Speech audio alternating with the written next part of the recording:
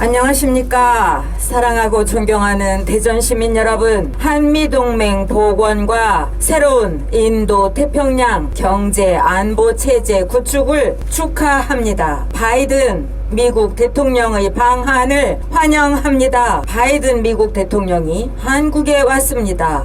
삼성전자 평택 단지에서 삼성 이재용 회장과 바이든, 윤석열 대통령 세 분이 감동적인 연설을 했습니다. 운동권 정부가 교체되고 우리 민족끼리 거짓 평화와 굴욕적인 종중 외교의 긴 흑막 터널을 빠져나와 이루어지는 기념비적인 정상회담입니다. 세계 5대양 6대주를 누벼온 자유해양동맹 국가인 우리 자유대한민국이 다시 힘차게 기지개를 켜고 자유의 날개를 활짝 펴고 비상하는 날입니다. 바이든 미국 대통령은 윤석열 후보 당선이 확정되자마자 퇴근 후 저녁 시간이었음에도 외국 정상으로는 가장 이른 시간에 당선 축하 전화를 했습니다. 그리고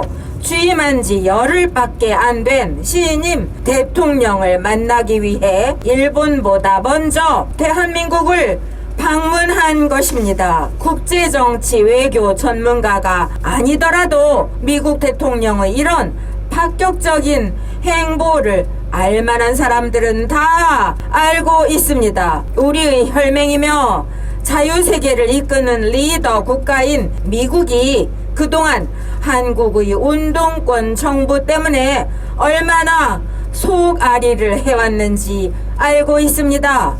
미중 간의 신냉전이 격화되는 속에서 동맹으로서 당연한 협력과 의무 이행보다는 전시작전권 환수 내 종전선언이 내 온갖 어깃장 외교, 운동권 외교 때문에 한미 갈등이 내연되었습니다. 싫어도 싫은 내색 못하는 미국 정부를 대신해 지난 겨울부터 미국 조야에서는 한국 정부에 대한 비난과 경고가 쏟아졌습니다.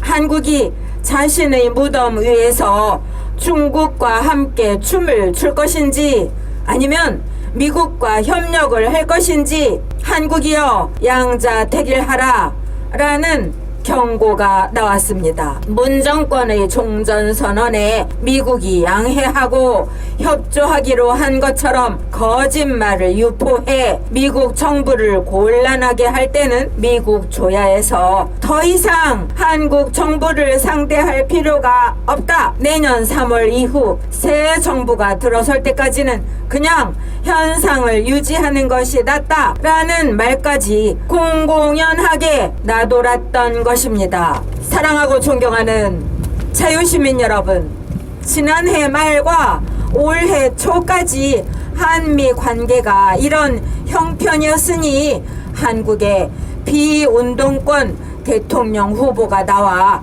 한미 동맹과 한미일 경제, 군사, 안보 체제를 우선시하는 정책을 표방하고 마침내 당선되었으니 윤석열 새 정부에 대해 미국 정계가 얼마나 큰 안도를 했겠습니까? 이번 바이든 대통령의 파격적인 행보는 이것을 반영하는 것입니다. 그렇다 해서 우리 국민이 우쭐해서 자랑할 일이 결코 아닙니다. 미국인들의 동맹국 한국에 대한 믿음과 인내, 그리고 세계 제1의 패권국이면서도 중국처럼 완력 행사하지 않고 신사다운 풍모를 잃지 않는 미국 정부와 주한미군 장병들에게 머리 숙여 사과하고 감사해야 할 일인 것입니다. 사랑하는 미국 장병과 미국인 여러분,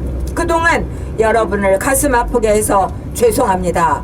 전통적인 우방국민 자유 한국인이 되돌아오기를 오랫동안 인내하며 기다려주셔서 감사합니다. 자유와 민주주의, 인권이라는 공통의 가치 추구 속에서 한국인과 미국인들은 형제입니다. 전쟁터에서 같이 싸우고 번영된 대한민국을 갖고 온 자유의 동지들입니다. 특히 지난 5년 동안 컨테이너 임시 막사에서 생활하고 있는 성주의 사드 기지의 미군 장병들에게 사죄드립니다. 거기서 물자 반입을 맡고 있는 운동권 홍위병들은 결코 대한민국 국민이 아닙니다.